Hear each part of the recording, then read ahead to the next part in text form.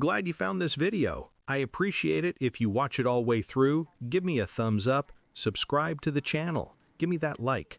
Ring the notification bell if you like more. Thank you.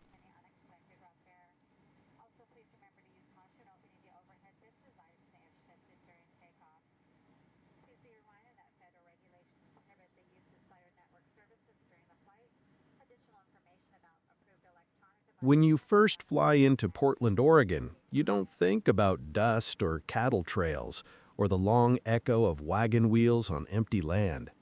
But Oregon is a state split in two, the green, rainy forests of the west and the wide, wild desert of the east. Today, we're going to leave the coffee shops and city lights behind and head toward a place where the modern world thins out like smoke. A place called Fields, a tiny outpost near the Nevada border where the Old West isn't just remembered, it's still alive.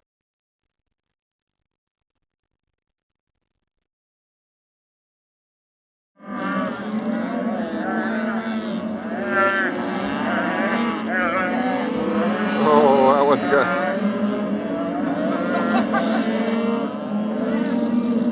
Bringing mommy along with it.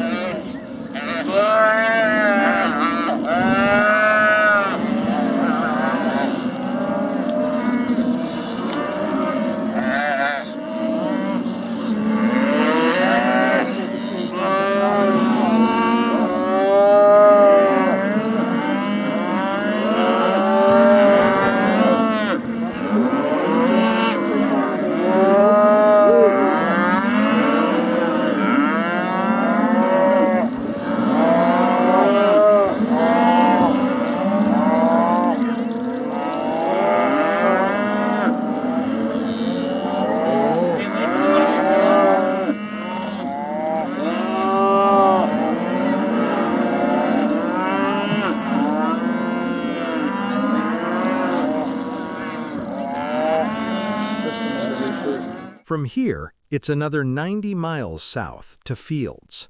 90 miles of road that seems to run straight into forever. The closest thing to traffic is a pronghorn sprinting across the horizon. This is the kind of place where people wave when they pass you, because they may be the only person you see for an hour. And then, at last, Fields. A name so simple, you might not think twice about it. But don't be fooled. This land has stories older than the highway, older than Oregon itself. Fields was once a watering hole for cowboys trailing cattle north. Before that, it was a rest point for wagon trains braving the Oregon desert's punishing miles. And before that, it was Paiute country, a land of hunters, storytellers, and routes stretching across the basin like hidden threads. If you look around Fields long enough, you'll start noticing them, the outbuildings, scattered across the valley like forgotten punctuation marks, lean-tos, collapsed sheds, rusted corrals, barns with roofs warped by a century of storms. Each one had a purpose once. Each one had a story. Meant shade, water, and sometimes a hot meal if cattlemen were around. Some of those travelers kept journals, a few lines scribbled about windstorms or wolves trailing the stage at dusk, or the bone-deep loneliness of seeing mountains that never seemed to get closer. And above it all looms Steens Mountain, nearly 10,000 feet high, a massive fault block of rock that looks more like something from Wyoming or Colorado than Oregon. Wagon trains used its silhouette as a guide, Ranchers took shelter in its canyons, and every fall, storms roll down from its top like the mountain itself is throwing weather at the world.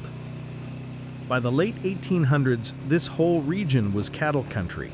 Open range, long distances, few fences.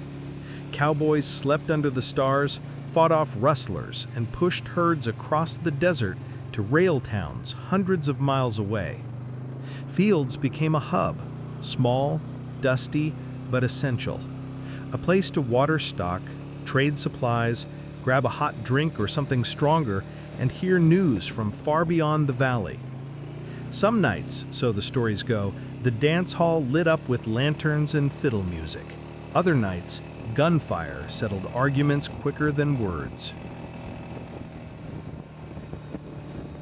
If you walk the desert carefully, you can still find the faint scars of the wagon trail, ruts etched so deep into the ground that the earth hasn't forgotten. Imagine the sound: iron-rimmed wheels grinding rock, oxen huffing, children staring out across a land so empty they probably wondered if the world just ended out here. And then you reach what modern travelers know as Field Station. Part cafe, part fueling spot, part gathering place. It's one of the only places for miles where you can get a meal, a milkshake, or a cold drink. But don't let the friendly counter fool you. This place sits on bones of history. Talk to the folks who've lived out here long enough, and you'll hear stories about the ghost wagon, a phantom stagecoach. Some say they've heard clattering across the desert on moonless nights. Others talk about lights moving across the old homesteads where no electricity exists. But most of all, you hear stories about survival, about families who carved a life out of sand and sagebrush, about ranchers who still ride out before dawn, just like their great-grandfathers did. You come to Fields thinking it's just a remote town. But what you discover is a piece of the Old West that time never managed to tame. The wind here has a voice, the ground has memory, and the sky, well, out here it feels close enough to touch.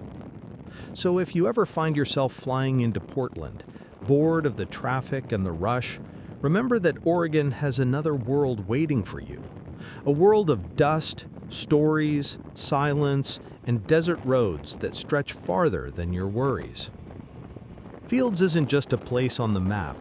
It's a living echo, a reminder of the people who passed through, the ones who stayed, and the history still clinging to every wooden plank and rusty nail. Thanks for riding along with me. If you enjoyed this journey into Oregon's forgotten frontier, hit that thumbs up button and subscribe for more Western travels, more strange stories, and more twisted history from the wild corners of America. I'll see you on the next trail.